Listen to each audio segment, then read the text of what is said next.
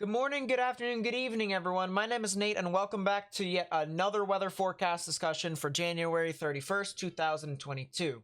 Now, we're still tracking that mega storm that could create an outbreak of significant weather, including tornadoes, ice, snow, and flash flooding. So without further ado, let's jump into it here with the models and take a look at the simulated radar imagery from the North American model here, and to try and see as to when these storms could actually start to move on through. Now, we do have the lingering effects of the severe weather that was anticipated over into southern portions of Texas. That'll continue to linger on through, and there is a 1 out of 5 on the severe weather scale at this time, but it's only really anticipated for significant hail. So let's continue to move on through, and we can see that up north we do have a little bit of an Alberta clipper that's moving on through, and portions of Manitoba, Ontario, and the upper Midwest is going to get some snowfall from that. But that is basically going to be the catalyst for this new winter storm that's going to move on through. What is happening here is, with this low pressure system that is grazing the border of the United States and Canada, it's also bringing that Arctic air in behind this, and it's lagging a boundary that is going to end up developing here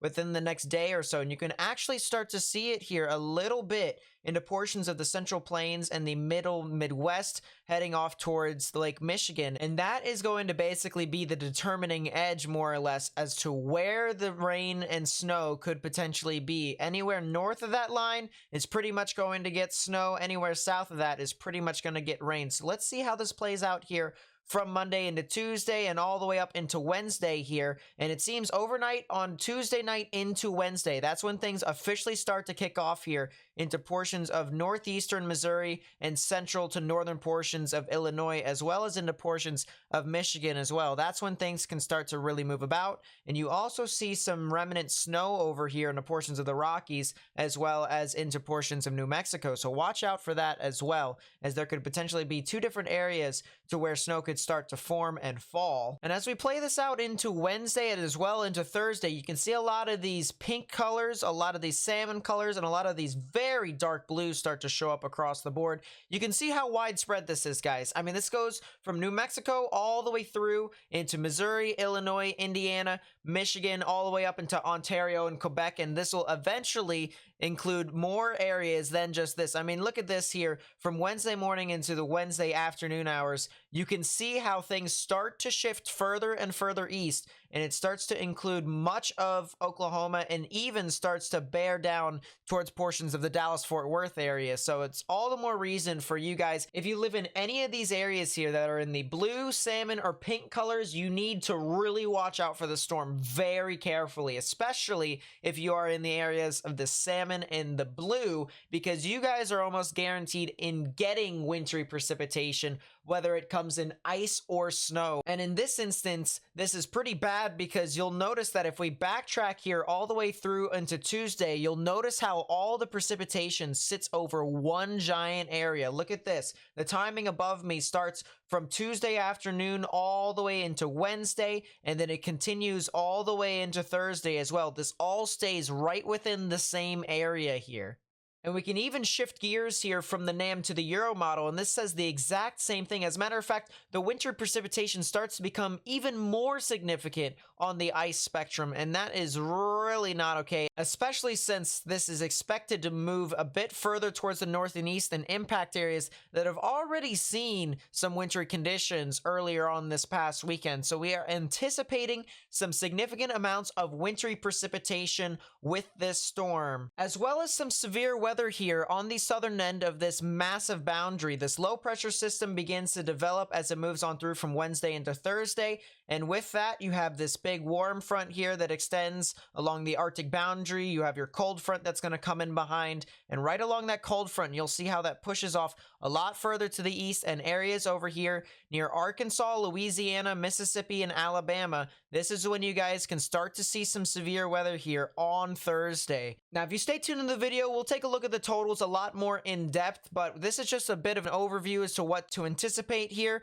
Here's some of the freezing rain totals across much of the area for this winter storm, and you can see how expansive this is, as well as how significant the freezing rain that could turn into ice could potentially be. The maximum, which is just to my left, you can see how this can get in upwards of 1.5 inches of freezing rain, and that is well above major capacity there for freezing rain. We can anticipate some power outages, down trees for days upon days. As I said, this is going to be a multi-day event that will continue to linger over these areas, and this will continue to basically hammer on through with freezing rain, snow, and severe weather. And speaking of the snow, you can see here from this winter storm as well that there are some hefty amounts of wintry precipitation anticipated from the snow side of things. You can see that specifically here from Missouri all the way through towards Illinois and Indiana, all the way up into southern Michigan and northern Ohio. This is when you guys could probably get the most amount of snow out of practically anyone besides maybe places near Erie and Buffalo. There is anticipated to be about 1.5 to 2 feet of snow within your general vicinity. So that is the reason why the National Weather Service is now starting to issue winter storm watches across the board, ranging from upstate New York in towards the Ohio and Mississippi River Valley, all the way down into Central Plains, and even including the Dallas-Fort Worth metro area. So definitely something to watch out for that. And then you guys can see these pink polygons here, which do indicate winter storm warnings are in place for portions of central Illinois, specifically near Peoria, all the way up towards Fort Wayne, and even southern portions of Michigan. And then you can even see some winter storm warnings over into portions of northeastern North Dakota as well as northwestern Michigan. And you can even see some winter storm warnings over here for eastern portions of North Dakota and northwestern portions of Minnesota as well from that Alberta Clipper. So no matter where you guys are at, you guys could potentially get some wintry activity as long as you are in these dark blues and these pink polygons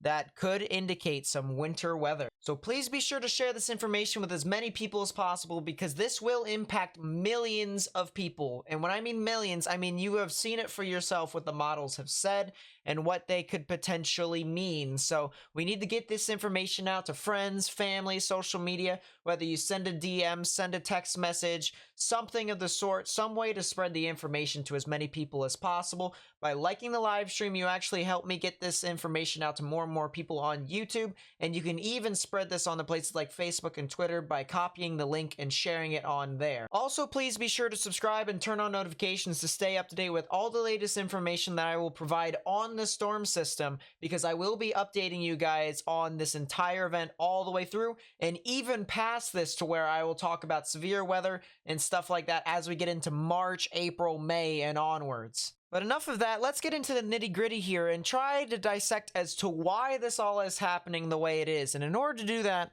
we need to take a look at what's currently happening right now with the satellite imagery. And you can see a lot of these clouds are kind of just zooming across. This kind of is the general flow of the atmosphere right now. And we can see a couple things. First off, we can see our Alberta Clipper that's moving on through the border of the United States and Canada. We can also see our surface low pressure system that's creating our 1 out of 5 on the severe weather scale into portions of Texas. And then we can also see this massive dip in the jet stream right within here that is basically the beginning of what is to come, especially with this surface low pressure system that is now moving on through into portions of the western United States. And that is basically going to be the catalyst for how all this is going to start firing off. So now we're going to compare that satellite imagery to the 500 millibar wind shear, which is about 6 kilometers above ground level. And we're going to be using the Euro, and the Euro shows our surface low pressure system, our Alberta Clipper that's moving on through. All of this is relatively accurate. It may be a little bit behind, but if we zoom off here towards the evening hours and the morning hours of Tuesday, you can see how things start to progress and how the surface low pressure system moves off of Texas and our Clipper that's going to start to move on through into portions of Ontario. So that all is relatively correct, but I want you guys to pay attention to the surface low pressure system that is going to start to move on through into portions of the western United States. Watch how this starts to eject on through and how the wind shear really starts to amplify across portions of the watched area. At the same time that all this is happening, take a look at our Clipper up here. You can see how at the 850 millibar wind shear level, which is about 1 kilometer above ground level, you can see how there is some very significant wind shear that is bringing that Arctic air from Canada down with this low pressure system. And you can actually see how far this wind shear actually extends as we go here all the way into Tuesday and Wednesday. Look at how significant the wind shear actually gets, to where you can have wind shear values in upwards of 60 to 70 knots. And you can also see that along this boundary here, that is where the cold air is going to meet and that is where you could see some of that wintry precipitation along some of those areas. And on the other hand, we have a big ridge here that is beginning to develop here in the mid-levels. You can see our clockwise flow within this general area, and then we have our surface low pressure system that is existing now across portions of Kansas, Oklahoma, and Texas. Now, with that being said, take a look over here as we get towards portions of Wednesday heading off into Thursday. The wind shear really starts to amplify from portions of the deep south into the Gulf of Mexico, and this is going to bring a lot of that moisture into areas to where there could potentially be some severe weather.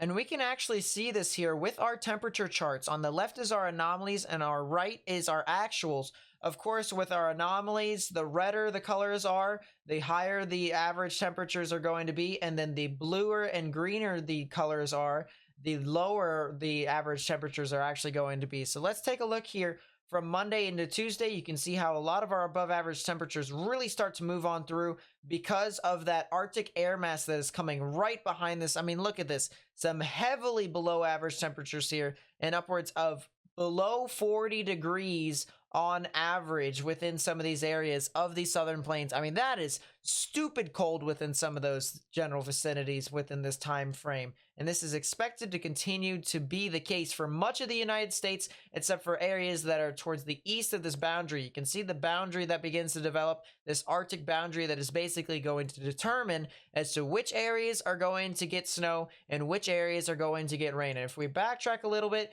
you can see our area here that could potentially get some severe weather. You have some relatively warm temperatures along some of the areas, but then areas that are going to get some winter precipitation that we talked about earlier in the video, you guys are actually below the freezing point with your temperatures. Now, I talked about how moisture will literally rise from the Gulf of Mexico into the area to where there could potentially be some severe weather. And you can see from Tuesday into Wednesday and Thursday, that moisture really starts to rise up further and further north. Those yellows and oranges really start to become evident, and that is where you could potentially see some severe weather on Thursday. Areas of central to eastern Louisiana, as well as central to southern portions of Mississippi and extreme western portions of Alabama, and that'll continue to be the case all the way through into portions of Friday as well. Now, one thing that we can actually look at to figure out what the energy levels of the atmosphere is for thunderstorms to either form or sustain is something called the convective available potential energy, or CAPE.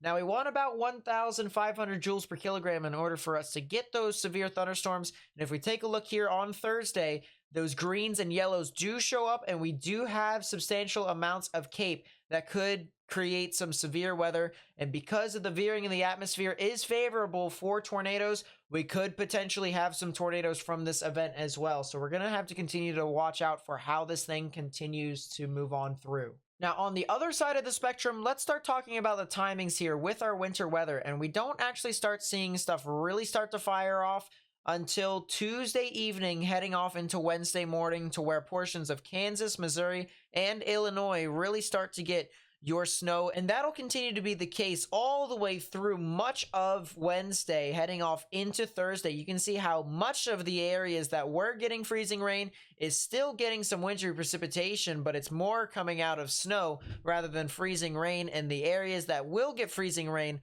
are a lot further south. Look at how significant some of these pinks could potentially be. Very dark pinks over here into portions of the jungle, or other known as southeastern portions of Oklahoma. That is some significant amounts of freezing rain that could potentially be possible across some of those areas, and that'll continue to be the case as it moves on through further east to where portions of Dallas-Fort Worth could even get into the activity, as well as Little Rock, Jonesboro, and portions of the Ohio River. If you were to ask me as to what areas could potentially be hit the hardest by all this freezing rain, it would have to be areas from Little Rock all the way up along into portions of the Ohio River, to where you guys could potentially see some significant amounts of freezing rain.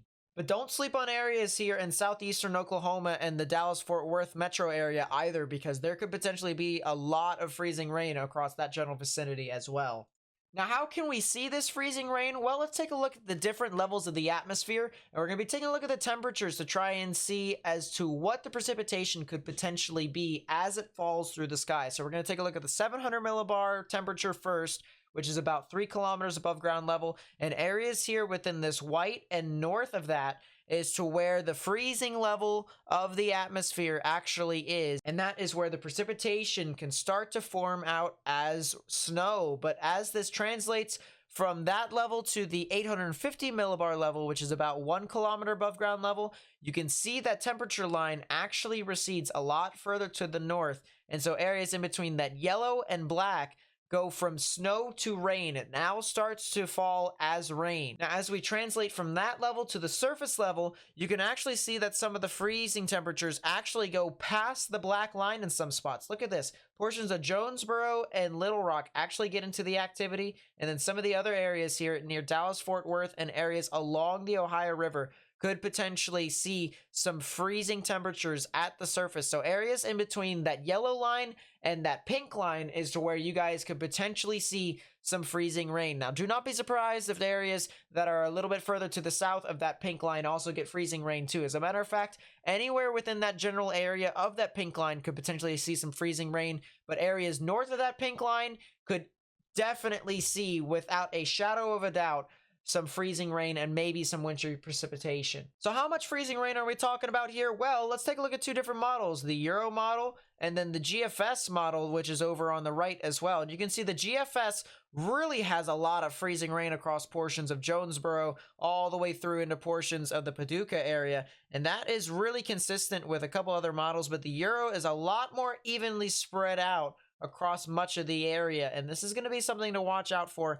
as to whether or not the Euro model actually prevails, or something like the GFS, to where the low pressure system exists across portions of Oklahoma and Texas, and that moisture basically gets slingshot around the backside of it to where some residual moisture could create some wintry precipitation along the backside of the system, and there becomes your freezing rain and your snow within some of the area. But for the most part, both models are agreeing that a substantial amount of freezing rain is expected, with over 1.25 inches to even 1.75 inches possible across some areas of this event. So someone somewhere is going to get a winter wonderland, just not in the right way. No one wants to have a significant ice storm like this, and power outages are expected to be across much of these areas. And on the other hand, let's take a look at the snow totals here from both of the models. You can see how the GFS extends that wintry precipitation into portions of Texas because of that moisture being slung around the backside of that low, whereas the Euro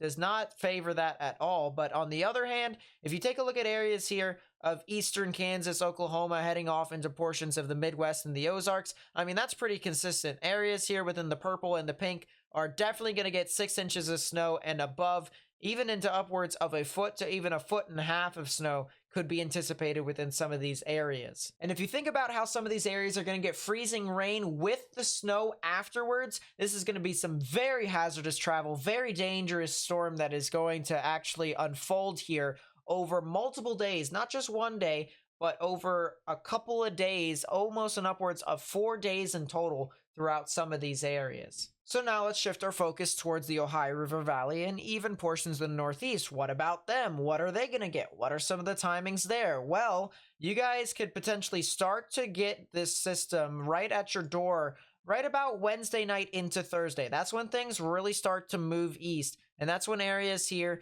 per se, central Illinois into portions of Indianapolis really start to get your frozen precipitation, and even towards portions of Detroit and Toledo, that's when you guys can start to get some very heavy snow across some of the areas.